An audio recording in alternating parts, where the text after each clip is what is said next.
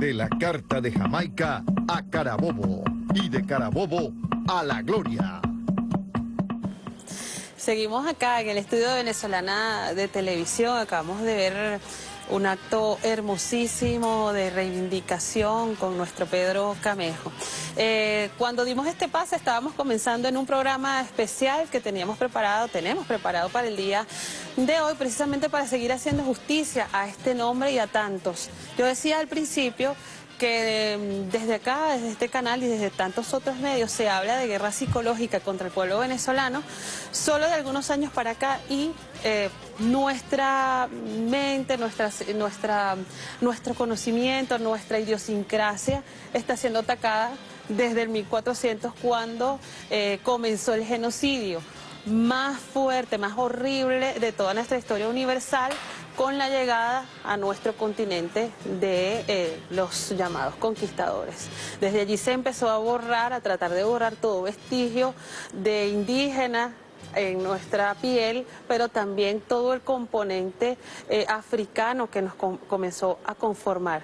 Estamos hoy entonces en un acto de justicia, no solamente hoy, desde hace algún tiempo reconociendo quiénes somos realmente.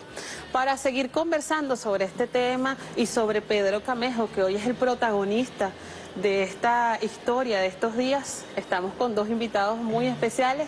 Mientras se estaba llevando a cabo ese acto, ya nosotros hicimos el programa, pero queremos rehacerlo para seguir hablando de esta historia. Nos acompaña Beatriz Alfil, ella es miembro del colectivo Trenzas Insurgentes, y nos acompaña Félix Oropesa.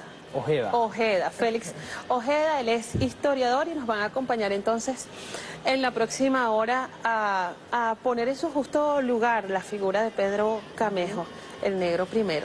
¿Cómo están? Bienvenidos. Gracias, nuevamente. Jessica, y nosotros continuamos con esta conversación que ya teníamos tras cámaras. Beatriz, por supuesto, comenzamos contigo. La lucha de Pedro Camejo, esta pregunta ya la habíamos conversado.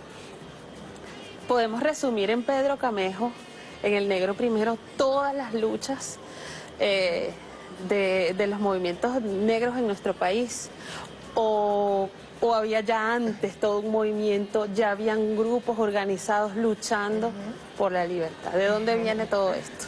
Bueno, buenos días, buenas tardes. Sí, Pedro Camejo representa para nosotros un bastión importantísimo. Es de suma importancia, como te decía, importancia moral, importancia espiritual, que Negro Primero ingrese al Panteón Nacional, aunque yo te hablaba de que había que dejar las ventanas abiertas porque es un negro libre, pues, o sea, representa para nosotros, los negros afrodescendientes, la libertad. La lucha por la libertad. La lucha por la libertad. Esa lucha por la libertad, como tú bien lo dijiste, comenzó desde el momento del traslado, desde la trata, desde el tráfico transatlántico, ¿no? Muchos de nuestros héroes y heroínas quedaron en el fondo de los mares. Y después, con la llegada a América, específicamente a Venezuela en nuestro caso, quedaron también en las haciendas, quedaron en las minas, quedaron en los campos de batalla. O sea, la lucha empezó desde antes del Negro Miguel, y pasó por Andresote, pasó por José Leonardo Chirinos, pasó por la batalla de Carabobo, con la presencia no solo de Negro Primero, sino de muchos hombres y mujeres que participaron de una u otra forma en esa batalla, negros libres, negros que habían aprovechado los decretos sobre la esclavitud, de abolición de esclavitud, para los que participaban en las guerras de independencia. Negro Primero, Pedro Camejo, el teniente de caballería, Pedro Camejo, es significativo por la minimización histórica que se hizo de su gesta heroica.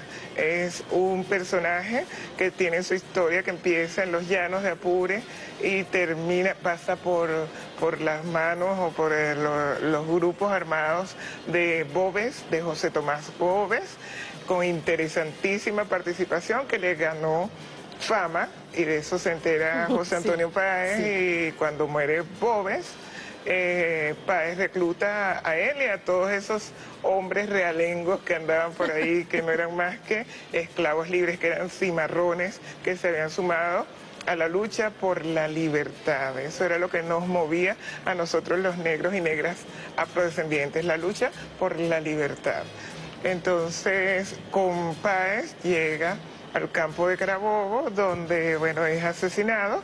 Y lamentablemente la historiografía resume la vida de Pedro Camejo a 2 líneas, Sí. donde Pedro Camejo va a permiso para pedirle morirse. permiso a Páez para morirse. Tenemos todas las dudas al respecto, Claro. pero bueno, si fue cierto o no, lo más importante es que ahora, con el traslado de los restos de Pedro Camejo al Panteón Nacional, nosotros los negros y negras afrodescendientes nos sentimos reivindicados otra vez durante este gobierno bolivariano, porque yo les digo a los compañeros y compañeras que estamos haciendo bulla, pues, Claro. que durante el gobierno bolivariano se han reivindicado muchos de nuestros elementos que nos permiten fortalecer nuestra identidad, no solo como afro, sino como venezolanos, Claro. como afrovenezolanos.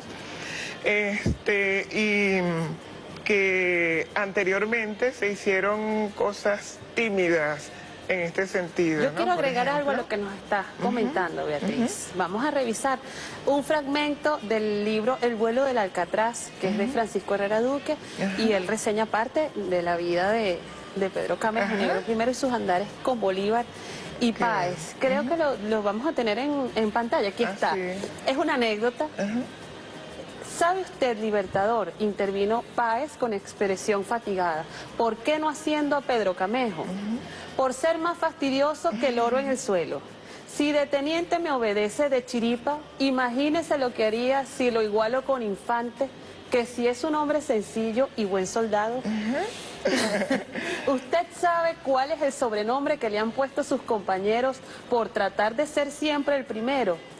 No, general, contestó Bolívar, pues lo llaman el negro primero. Nos habla esto de su espíritu, además, ¿no? Sí. ¿De quién era?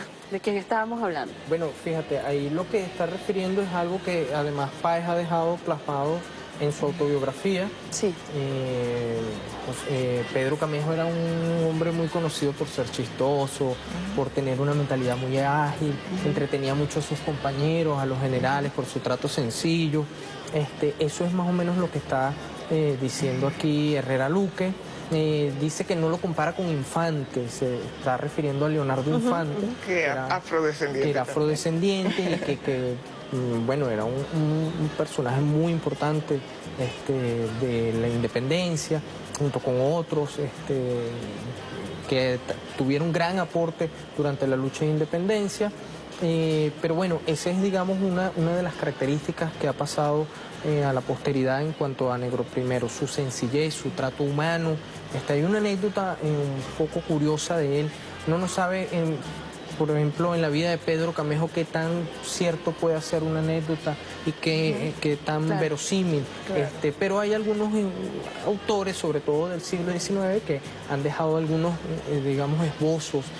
Y uno de ellos decía que Páez tenía la costumbre de que mientras iba por ahí, por esas sabanas, por esos llanos con sus hombres, los retaba a bien montar un caballo, digamos, indómito, o a lancear algún toro salvaje, enfrentarse con ellos. Era un acto, digamos, de hombría, de ese tono salvaje propio del llanero. Y una ocasión, pues, se da esta actividad y Pedro Camejo es de los que sale y dice: eso es malo, matar las bestias de Dios, no debemos estar matando a los animales, no se puede hacer eso. Y un coronel Figueredo le interrumpe, le dice: caramba, este negro todo el tiempo con estas cosas de esa humanidad, ¿por qué no te da tanta humanidad cuando matas a los españoles? Y Camejo dice: no, es que yo no los mato, yo lo que hago es poner mi lanza y ellos se ensartan en ella, pero yo a los animales los respeto y eso está malo, que uno tenga que estar matando a los animales. eso es, digamos, un poco habla el trato sencillo, esa manera de ver la vida del hombre de la naturaleza, Claro. y no del hombre instruido a través de una formación intelectual. Eso era un poco lo que describe a Pedro Camejo. Pero ¿cómo podría ser un hombre instruido? Sí. ¿Verdad? Claro, O sea, yo no claro. entiendo. Inteligente, o sea, como si tenía una inteligencia natural, como si los negros no pudieran haber tenido o tener una inteligencia natural. Bueno, Beatriz, pero Eso todavía es nos raro. dicen, Bueno, ella es negra pero inteligente, sí, o no te ha dicho, no te han dicho nunca. Todavía tenemos que soportar. Todavía nos dicen. Oye, cuando hablamos, porque acabamos de ver llegar a Carabobo, al campo glorioso de Carabobo, los restos simbólicos de Pedro Camejo. Cuando hablamos de restos simbólicos, ¿eso qué significa? ¿De qué estamos hablando? Bueno, lo primero que hay que destacar ahí es que cuando se habla de restos simbólicos es que sin duda estamos ante la situación de que lo más probable es que los restos mortales no han podido ubicarse, encontrarse, tal como en el caso de Pedro Camejo. Hay la historia de que Pedro Camejo al morir fue enterrado en el cementerio más cercano, se dio la orden de que los muertos se enterraran en el cementerio más cercano, y esto era en la población del Tucuyito. Ahí entonces, bueno, reposaban sus restos. Después el camposanto fue removido, algunos restos fueron trasladados a la iglesia de San Pablo Ermitaño de la misma población. Luego pues se hicieron unos trabajos de remodelación de la iglesia y se removió la losa del piso. Entonces supuestamente ahí había una placa que decía que estaban los restos de Pedro Camejo, y con ese trabajo la placa fue removida, y bueno, hasta ahí llega la historia de lo que se sabe de No los se sabe qué restos pasó después. de Pedro Camejo. Entonces, en vista pues de esas imprecisiones, lo que se hace es tomar restos simbólicos. En el caso de Pedro Camejo, que además no es el único en el panteón que tiene restos simbólicos, se ha tomado tierra de San Juan de Payara, que es su lugar de nacimiento, y del campo de Carabobo, que fue donde sacrificó su vida. Claro, No, sí, adelante. ojalá que esté allí. Bueno, si yo tuviera la posibilidad de poner algo en ese cofre, o sea, me imagino que pondría una espuela, ¿verdad? El pañuelo Claro. que usaba Pedro Camejo. Hay algo. algunos objetos que han llegado a nosotros, por ejemplo, una cuchilla que perteneció a Pedro Camejo, forma parte de la colección de los museos bolivarianos. Sería interesante que, incluso ahí está la cuchilla entre los objetos, sí. ¿no? Además del cofre está la cuchilla. Y bueno, Esta es que estamos hablando. Esa misma fue la cuchilla que perteneció a Pedro Camejo y que forma parte de la colección de los museos bolivarianos. Bueno, este es un tema muy apasionante para mí, también para nuestros invitados del día de hoy. Nosotros vamos a establecer una breve pausa, pero antes tenemos que decirle que el negro primero, nuestro Pedro Camejo, ha sido reivindicado en muchos espacios de nuestra vida cotidiana, convirtiéndose en un ícono de nuestra lucha libertaria. Vamos a ver el siguiente material de un mural realizado en el estado Lara, dedicado a grandes hombres de nuestra historia, como nuestro Pedro Camejo.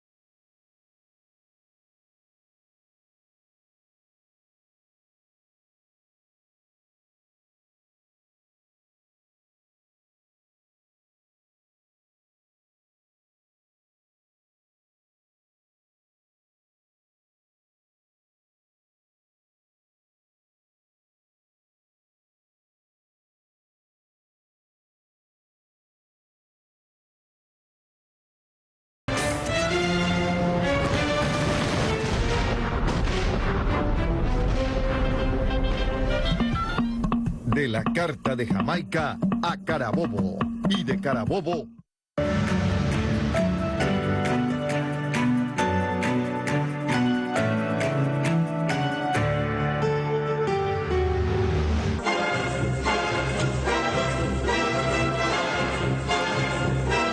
Yanivet Marcano.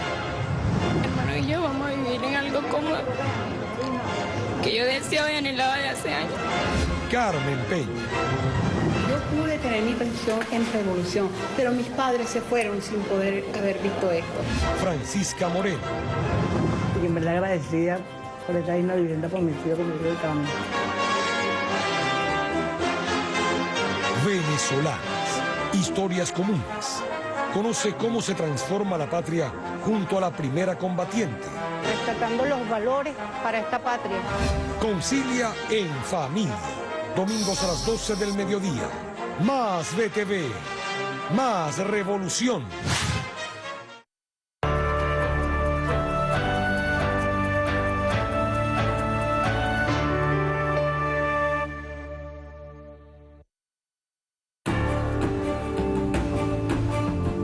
Por la lucha patriótica, vamos todos este 24 de junio al Panteón Nacional.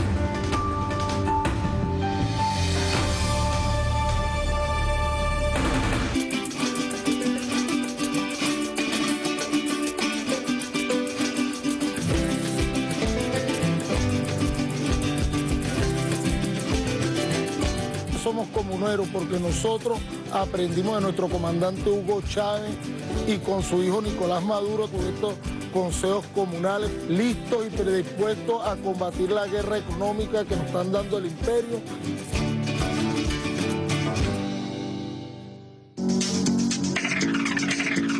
Este sábado Teleforo presenta. Con tantas alternativas, nuestra sociedad ha sido inducida al consumo excesivo de fármacos. La Asociación de Empresas Farmacéuticas ha demandado al gobierno de Sudáfrica por una ley que permite que el país compre fármacos genéricos en vez de sus equivalentes más caros. Una muestra del poder de manipulación de las grandes industrias. Más vendidos en el mundo hay 2 para tratar úlceras. Uno para la hipertensión, un antidepresivo, uno para problemas cardíacos, uno para el asma y uno para la anemia, con una facturación anual de unos 48.000 millones de dólares. Este sábado, Salud en Venta, redifusión, el negocio de los farmacéuticos. A las 9 de la noche, más BTV, más revolución. En el Teatro Katia, este sábado 20 de junio, se vivirá a las 3 de la tarde una colorida aventura con Semillita y el Reino del Revés, una obra que también tendrá cabida en el Teatro Simón Rodríguez. Este domingo 21, las caraqueñas y caraqueños se endulzarán la vida a las 3 de la tarde con El Pastelero, una puesta en escena que revelará el sueño de Don Jacinto en el Teatro Katia. Por otra parte, el Teatro Municipal mostrará el 20 y 21 de junio a las 5 de la tarde Hamlet para todos. Adicionalmente, drama y tragedia se vivirá en el Teatro Nacional a las 6 de la tarde con Cicuta, una historia que llevará a la muerte más llevadera hasta el último aliento. No deje que te lo cuente y aprovecha el momento de hacer de cada obra una experiencia de vida. ¿Sabes dónde votar en las elecciones primarias este 28 de junio? Envía un mensaje de texto con tu número de cédula al 2406 y verifica tu centro de votación. Nuestro compromiso es participar. Este 28 de junio el pueblo elige los candidatos y las candidatas de la patria.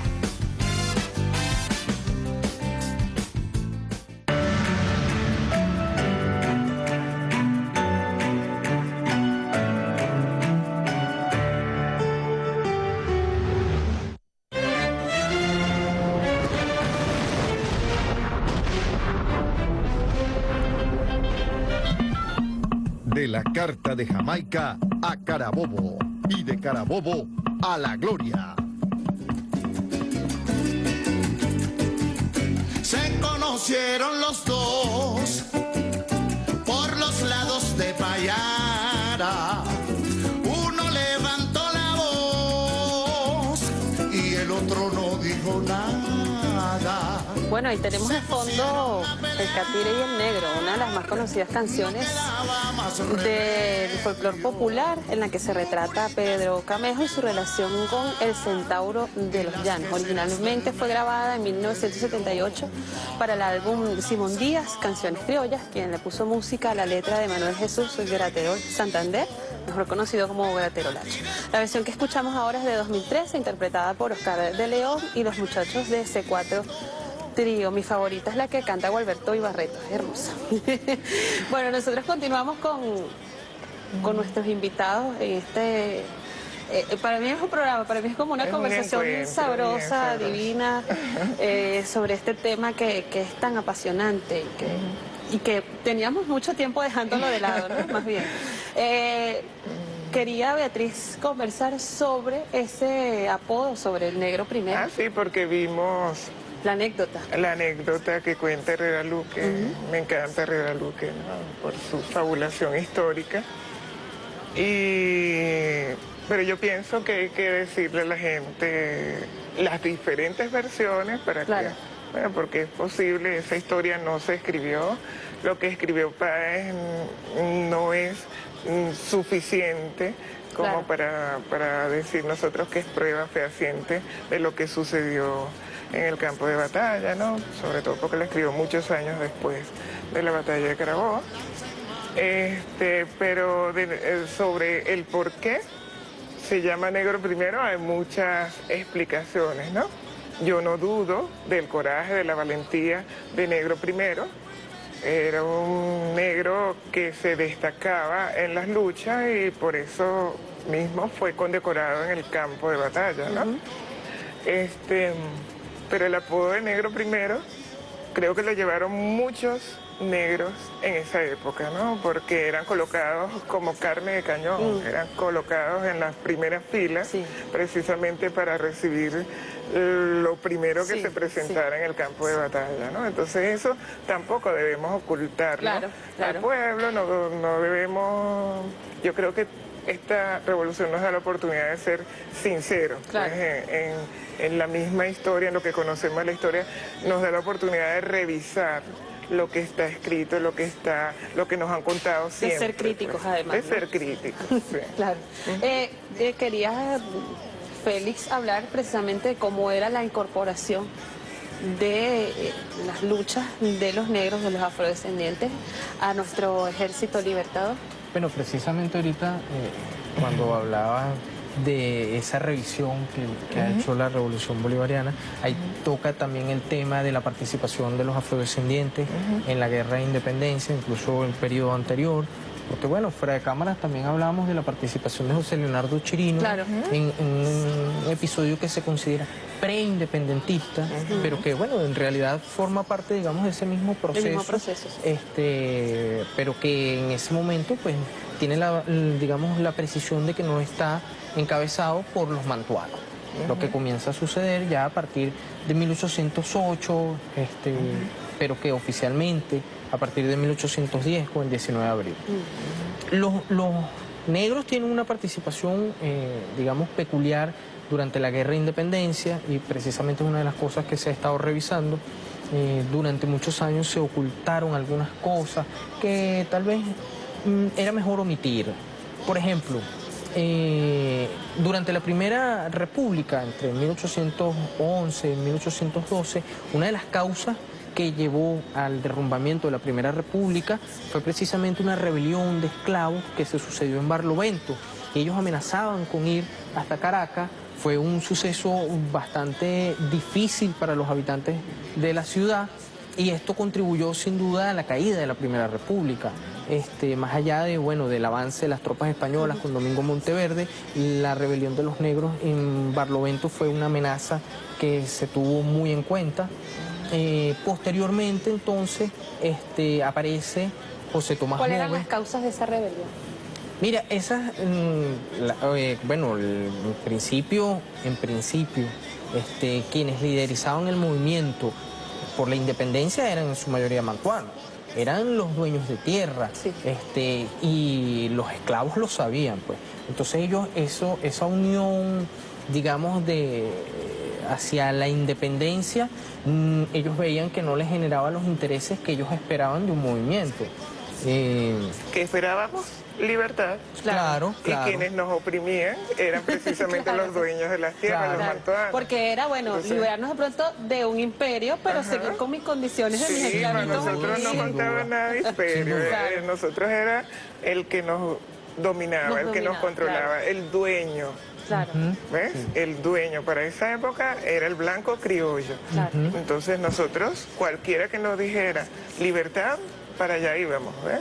Y eso era luchar en contra de los blancos criollos que luchaban por la independencia. Exacto, exacto. Sí, porque una de las cosas es que, fíjate, realmente los españoles eran en esencia, digamos, de manera general, salvo algunas ocasiones, los que controlaban el poder político, los más altos cargos del gobierno colonial. Pero los grandes dueños y amos de la tierra eran los mantuanos, y ellos eran los más interesados en sustituir a este poder político español, claro, para asumirlos ellos, claro, pero en pro de continuar, digamos, el status quo de, claro, esclavitud, claro, de, claro, exclusión, servidumbre, que de hecho ahí vuelven a participar los afrodescendientes, porque el 19 de abril de 1802, una de las cosas por las cuales estalla todo ese movimiento es a raíz de la revolución, no, la revolución haitiana. Ah, o sea, claro. La revolución. Pensaba que estabas hablando de la Plaza Bolívar, la catedral. No. El 19 de abril, la revolución haitiana tiene muchísimas repercusiones. Una de las cuales, una de las cosas por las cuales se da ese movimiento, y es de las cosas que hay que revisar, es que aquí se temía que la rebelión de los negros, es que ellos también quisieran una república negra, entonces como la planteó José Leonardo Chirino. Exacto, entonces muchos mantuanos vieron que era necesario actuar antes de que sucediera algo como esto. Claro. Más allá de que, bueno, en España se estaban sucediendo algunas cosas bien particulares, como la caída de la monarquía tras la invasión de los franceses, pero realmente aquí el mantuanaje tenía mucho temor de que los negros se alzaran como sucedió en Haití. Y a partir de ahí entonces es, digamos, cuando comienza ya el proceso de independencia de manera y lo tuvieron siempre, o sea, de hecho cuando se da la rebelión de José Leonardo Chirino, temen que eso hubiera sido una réplica de la revolución haitiana, o sea, de los movimientos que se estaban dando en Haití para liberarse de la dominación francesa. Por eso es que José Leonardo Chirino es ejecutado y es desmembrado y es puesto su cuerpo en exposición para que los negros esclavizados o cimarrones que anduvieran por ahí tuvieran eso como escarmiento para no atentar en contra de los intereses de los dueños de las tierras, de los dueños de las minas. Una acotación, hay una placa dedicada a José Leonardo Chirino también en el Panteón Nacional, pero nadie sabe, nadie supo, nadie... ¿Ves? Porque se hizo en otra época, eso fue en 1995, antes de la revolución. Entonces en esa época eso se hizo así, pasó como por debajo de la mesa, ¿no? Los movimientos afro en Falcón hicieron todas las... ¿Cómo se da que llevan a José Leonardo Chirino al Panteón Nacional? Había ya el movimiento afrodescendiente, las organizaciones afrodescendientes estaban... organizando algunas cosas, ¿no? O continuaron, porque nosotros estamos organizándonos desde el movimiento del Negro Miguel, claro. en 1500 y tanto. Claro. Entonces la gente en Falcón, la profesora Fulvia Polanco, Juan Ramón Lugo y otros, entre otros, hicieron las gestiones para que se le rindiera honor y como tú decías, en esa época, en 1995, se celebraba el 200 aniversario de la rebelión de José Leonardo. Entonces, bueno, se puso una placa, pero como estábamos en otra época, ni nosotros mismos nos enteramos, ¿no? Claro. Pero ahora estamos en revolución y todo el mundo está enterado de que Pedro Camejo viene en camino. Claro, así es. Llevar los restos simbólicos de Pedro Camejo al Panteón Nacional, más que un acto de reconocimiento, es un acto de exaltación de uno de los más grandes guerreros de nuestra independencia, al lugar que merece. Lo que hoy conocemos como Panteón Nacional originalmente se construyó como la iglesia de la Santísima Trinidad, destruida por un fuerte terremoto en el año 1812. Luego de su reconstrucción y por disposición del presidente Guzmán Blanco, se convirtió en Panteón Nacional para resguardar los restos de personalidades ilustres a la nación, inaugurándose el 28 de octubre de 1875. Allí reposan los restos de nuestro libertador Simón Bolívar, quien fue trasladado al Panteón Nacional en 1876. En el año 2010, como sabemos, el comandante supremo Hugo Chávez ordenó la construcción de un mausoleo para que los restos del padre de nuestra independencia reposaran en un lugar adecuado a su gloria. En el Panteón Nacional se encuentran además los restos de otros grandes héroes de nuestra independencia como José Antonio Páez, Jacinto Lara, Rafael Urdaneta, entre otros, así como el maestro Simón Rodríguez y el general del pueblo Ezequiel Zamora. Al llevar los restos simbólicos de Pedro Camejo al Panteón Nacional, se le coloca al lado de quienes acompañaron su lucha y dieron la vida por nuestra independencia. Nosotros estuvimos hablando también acá, mientras se realizaba el acto en el campo de Carabobo, sobre ese tema también, el Panteón Nacional, su historia. El Panteón Nacional tuvo distintas orientaciones durante diferentes periodos históricos de nuestro país, hasta que Guzmán Blanco decide convertirlo en Panteón Nacional. Y conversábamos también que nos sorprendía que la mayoría de nuestros héroes históricos murieron fuera de nuestra patria. Muchos de ellos no están allí, sino sus restos simbólicos, precisamente para exaltar la memoria de su lucha y de todo lo que hicieron. Traer al negro primero al Panteón Nacional, ¿qué significa? Para todos estos movimientos que, como tú dices, desde el negro Miguel para acá, han estado luchando por la libertad. ¿Qué significa? ¿A qué cosas abre las puertas o termina de abrirlas? Porque, bueno, definitivamente tenemos una ley contra la discriminación racial en la que hay que seguir avanzando, por supuesto. Y tenemos muchos logros, pero ¿a qué cosas abre las puertas esta incorporación de negro primero? Digamos, al menos de manera simbólica, Beatriz. Como te decía, moral, espiritualmente, para nosotros es un triunfo, una victoria. Traer a negro primero aquí significa para los afros, para los indígenas mismos, o sea, para el pueblo oprimido, para el pueblo que ha estado siempre desfavorecido, fuera excluido, que ha comenzado a incluirse. Eso significa inclusión, pues. O sea, meter a negro primero en el Panteón Nacional no significa encerrarlo, significa, como tú dices, abrir puertas a ese reconocimiento, al fortalecimiento de nuestras luchas, de que se reconozcan nuestros aportes a la venezolanidad. Es como, además, no traerlo al panteón, sino traerlo a la memoria, así que traerlo se sepa a la memoria, no es encerrarlo ahí. Por eso te decía lo de dejen las ventanas abiertas, porque nosotros queremos es libertad, ¿no? Y el panteón es un espacio sacro, encerrado, pero no, eso abre las puertas para que dentro de este gobierno revolucionario se sigan accionando políticas que conduzcan a la superación de la pobreza, a la cual hemos estado sometidos, ¿verdad?, los pueblos afro e indígenas sobre todo, precisamente por el racismo que impide que tengas acceso a los bienes, a los beneficios que deba tener toda la población venezolana, ¿verdad? Si vivimos en un mundo... ¿De qué hablamos cuando hablamos de libertad? Hablamos de la posibilidad de participar, en primer lugar, y este es un gobierno participativo y por eso es que hacemos bulla ahora, de ser protagonistas de nuestra propia historia, de tener la posibilidad de aparecer en las universidades, de aparecer en los centros de salud con buena atención, de que exista, como existe de hecho hoy en Venezuela, hambre cero, analfabetismo cero. Eso es la posibilidad que nos está abriendo esta revolución, ¿no? Y Negro Primero es un símbolo, que no quiere decir que todos y todas nosotras debamos entrar al panteón, porque si de luchadora se trata, tenemos que meter a Guiomar, a Josefina Sánchez, a Manucha Algarín, a Marta Cumbale, a Juana la Avanzadora, que el presidente anunció alguna vez que la iba a meter en el panteón. Ojalá cumpla, ¿no?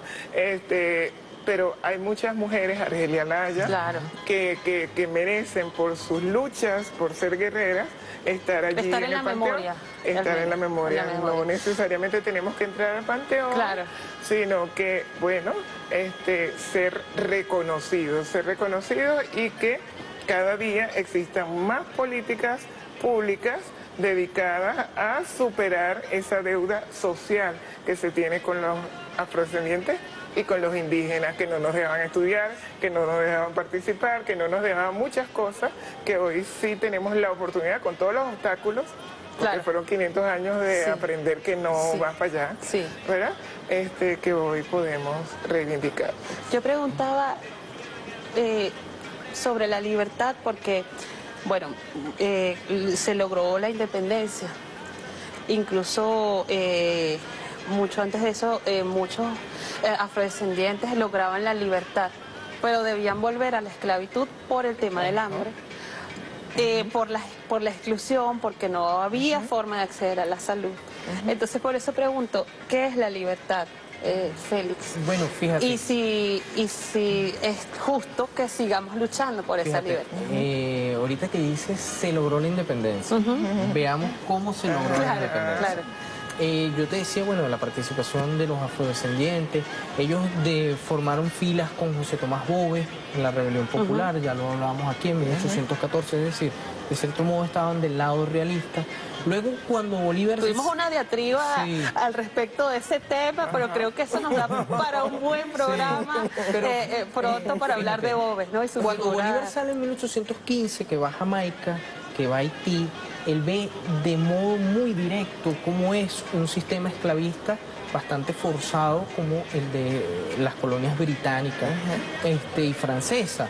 Luego, en 1816, regresa a Venezuela y da 2 decretos abolicionistas. Y a partir de ahí, de 1816, es cuando todo ese gran grupo de afrodescendientes, de pardos, de indios, todos los mestizos, comienzan entonces a tomar partido de la lucha patriótica. Y bueno, ven a José Antonio Páez como esa gran figura. Pero precisamente José Antonio Páez llega al final de la independencia, en el año 1830. Pero ahora fíjate algo, ¿independencia para quién? Porque la abolición de la esclavitud se decretó en 1854. Pero es que se logró la independencia. Por eso decía. Lo que no se logró fue la libertad. Por eso quería hacer la diferencia y preguntar, se logró la independencia, pero la libertad... Claro, el gran valor precisamente de la independencia es la libertad. Entonces, no fue realmente una independencia como tal, ¿no? Pero vamos a ponernos a cuestionar aquí. Cuando se habla de los derechos del hombre y del ciudadano, no se cuestiona la esclavitud. Y que después vino una declaración igual, pero para las mujeres. Por eso nombré a las mujeres aquí también, que van en fila para el panteón, ¿no? Luego vinieron los derechos humanos, la Declaración de los Derechos Humanos, y los que promulgan la Declaración de Derechos Humanos tienen esclavos. Entonces, es que nosotros los afros no somos humanos o no somos considerados humanos. En esa época se entiende que no. En esa época se entiende que no. Entonces, pero es una falsedad, pues. O sea, si te vas al fondo de las cosas, es una declaración que tiene pies de barro. ¿Ves? Y por eso pasa Bueno, pero es que eso sigue pasando, Beatriz, porque nosotros tenemos comisiones de derechos humanos que defienden sus derechos humanos, no los de los pueblos oprimidos. Es decir, no estamos tan lejos de esa realidad. Entonces, por eso yo hablo de sincerarnos, pues, de buscar el fondo de las cosas. O sea, no podemos hablar así y cuando nos volteamos hablamos así. Claro, o sea, vamos a hablar así todo el tiempo. Claro, o sea. claro. Bueno, nosotros tenemos que hacer una breve pausa en nuestro encuentro para conversar sobre Pedro Camejo, todo lo que significa para nuestra historia, para lo que somos y para lo que pretendemos construir. Breve pausa y ya venimos con más.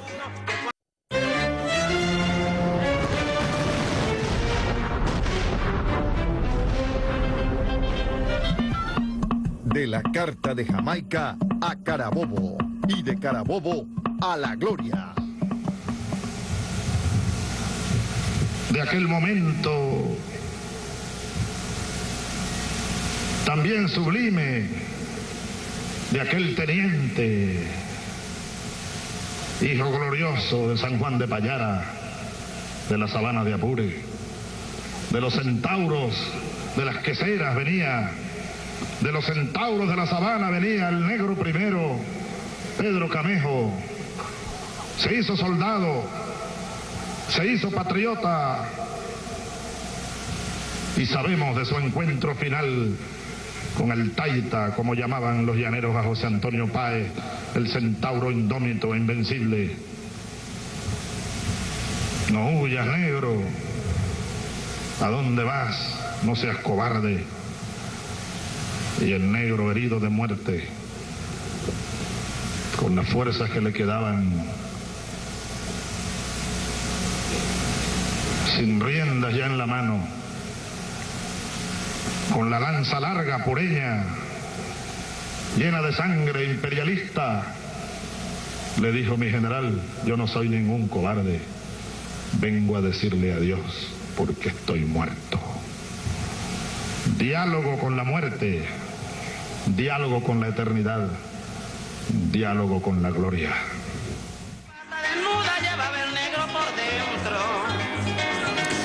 ¿Quién puede decir que no es gracias a ese hombre que estamos nosotros hoy aquí poniendo en su justo lugar? No es gracias a él, es por culpa de él. Poniendo en su justo lugar nuestra historia, nuestros líderes, nuestros héroes, y está hoy rumbo al Panteón Nacional. Y yo no haría el Panteón Nacional como un altar de santos, sino a la memoria histórica del pueblo venezolano, nuestro Pedro Camejo, nuestro negro primero. ¿Qué me dice?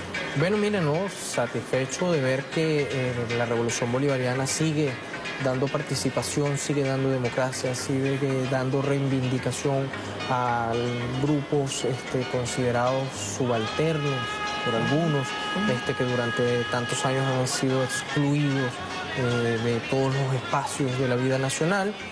Creo que en ese sentido la revolución ha dado pasos agigantados. Por ejemplo, el Día de la Afrovenezolanidad, que se conmemora cada 10 de mayo. Por motivo precisamente de la rebelión de José Leonardo Chirino.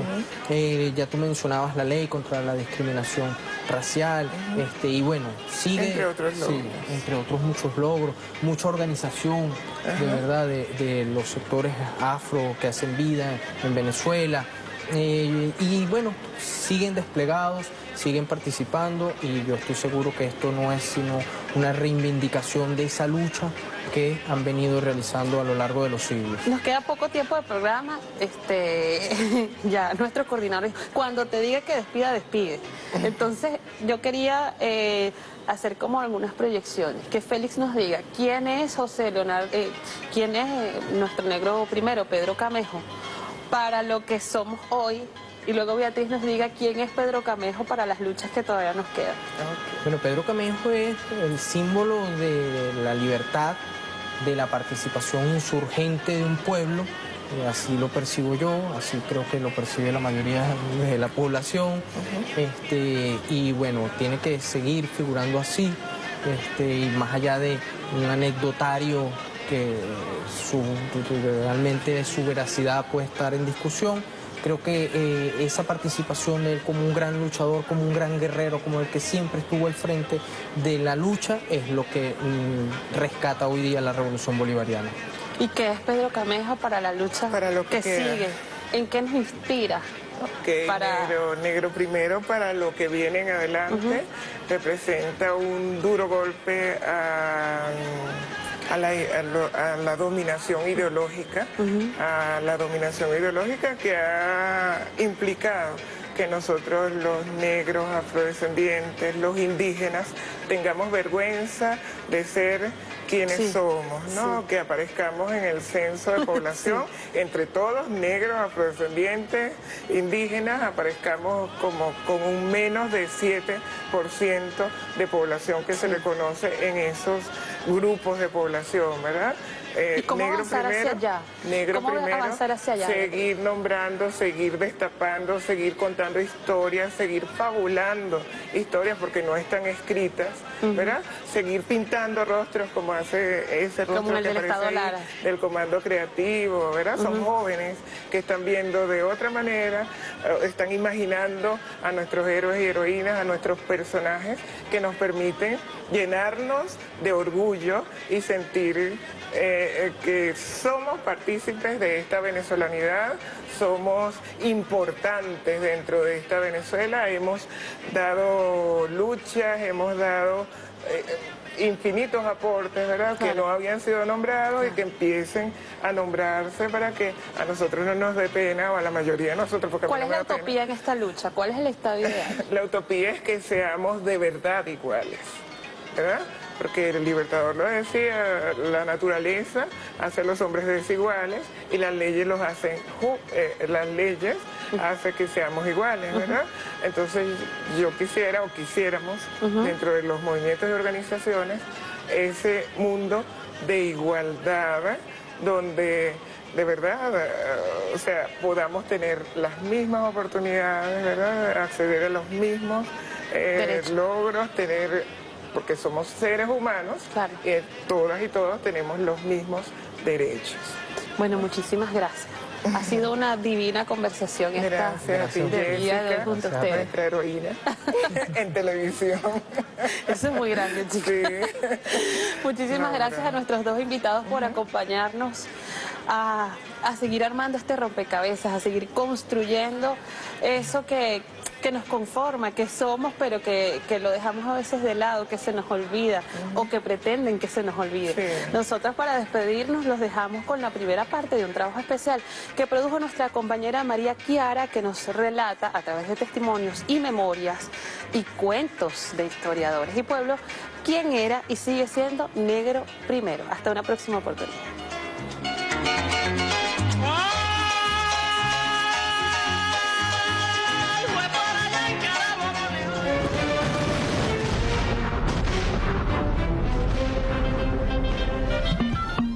De la Carta de Jamaica a Carabobo y de Carabobo a la gloria.